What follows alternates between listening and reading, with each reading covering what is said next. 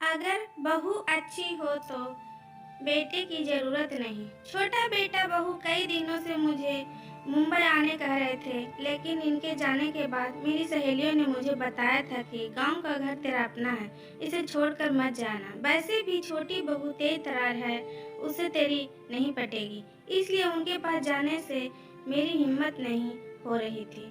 ऐसा नहीं था कि यहाँ गांव के बड़े बेटा बहू मुझे बहुत प्यार से रखते थे। वास्तव में बड़ी बहू तो कभी सीधे मुंह बात भी नहीं करती थी। घर में उसके अलावा मेरा काम करने वाला कोई और नहीं होने की मजबूरन मुंह फुलाकर ही वो मेरा काम करती। फिर भी मैं सोचती कि चाहे मुंह फुलाकर ही सही मेरा काम कर देती तो है, इतना ही काफी है। मन में समाधान तो करना ही होगा। ये घर मेरा है, इसलिए मैं अधिकार से इस घर में रह सकती हूँ। यही सब सोचकर मैं मुंबई जाने से कतरा रही थी।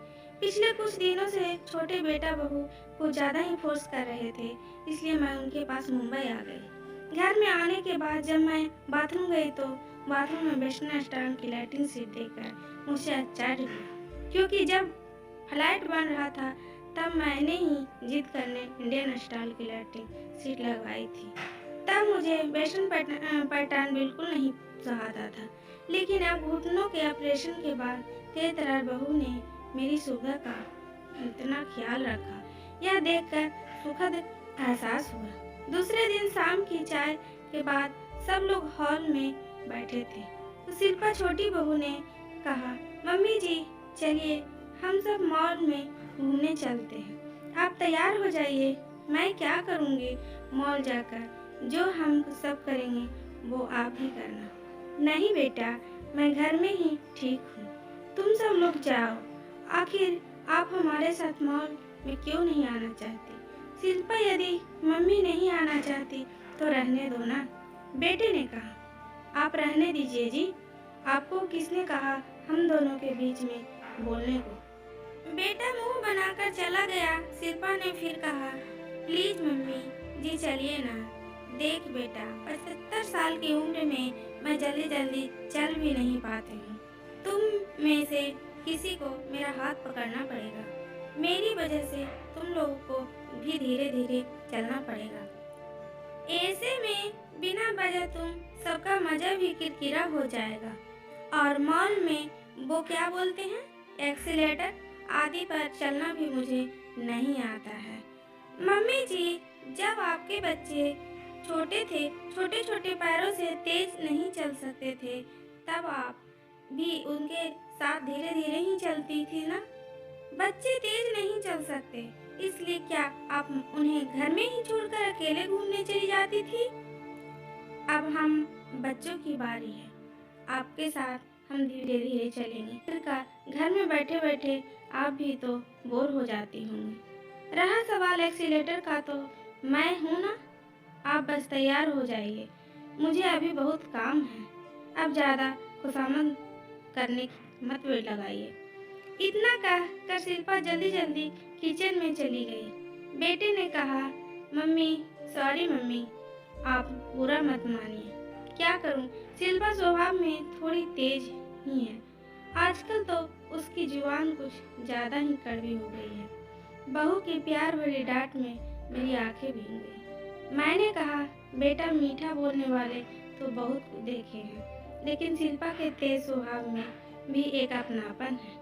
मैं सालों से इसी अपनापन के लिए तरस रही थी। जाकर तू भी तैयार हो जा, नहीं तो तुझे भी डांट खानी पड़ेगी। मॉल में जाने पर मैंने देखा कि ग्राउंड फ्लोर पर तो ज्यादा कुछ है ही नहीं, ऊपर ही जाना पड़ेगा। बहू रानी जिद करके मुझे मॉल में ले तो आई, लेकिन अब मैं एक्सीलेटर से ऊपर कैसे जाऊंगी? सब मुझे देखकर हंसेंगे। ये सब सोच सोचकर मैं परेशान हो रही थी। इतने में शिल्पा बोली, मम्मी जी हम यहाँ 5 मिनट तक एक्सीलेटर के पास खड़े रहते हैं। आप आते जाते लोगों को ध्यान से देखिए, वे कैसे पहली सीढ़ी पर पैर रखते हैं, कैसे बिंदास होकर एक्सीलेटर पर चलते हैं। जैसे ही घर की सीढ़ियाँ चढ़ रहे हो, सब अच्छे से देखिए ताकि आपकी घबराहट कम हो। मैं आने जाने वालों को अच्छे से देखने लगी। मुझे किसी भी के भी चेहरे पर थोड़ा सा भी डर नहीं दिखा। ये सब देखकर मेरा भी डर भी कम हो गया। शिल्पा ने कहा, मैं आपका हाथ पकड़ कर रखूंगी। आप बिल्कुल न घबराते हुए मेरा हाथ पकड़ कर रखिए। चलिए, क्या आप एक्सीलेटर पर चलने का तैयार हैं? हाँ ठीक है, ऐसा कहकर मैंने शिल्पा का हाथ कसकर पकड़ लिया। उस वक्त मुझे ऐसा लगा जैसे मैं एक बच्ची हूँ और वो मेरी माँ, जो अपने बच्चे का हाथ पकड़कर उसे एक्सीलेटर पर चलना सिखा रही है। जैसे ही हमने पहली सीढ़ी पर पैर रखा, मेरा बैलेंस थोड़ा सा बिगड़ गया, लेकिन शिल्पा का हाथ पकड़े हुए होने से जल्दी ही संभल गई। मैं कुछ सोचती उसके पहले ही हम लोग ऊपर पहुंच गए। जब भी मैं पिक्चरों में एक्सीलेटर देखती तब हमेशा सोचती थी कि काश क्या मैं भी इसे कभी ऐसा सीढ़ियाँ चढ़ पाऊंगी। मुझे बुढ़िया को कौन ले जाएगा, मॉल आदि में मेरे साथ धीरे धीरे कौन चलेगा। आज मेरी तेज तरार बहू ने मेरा सपना पूरा कर दिया। मैं मन ही मन ईश्वर से प्रार्थना करने लगी कि काश ऐसी बहू तेज तरार सब ईश्वर सबको दे। प्यारे दोस्तों, यह स्टोरी कैसी लगी? अगर अच्छी लगी तो लाइक करें, शेयर करें और सब्सक्राइब करें।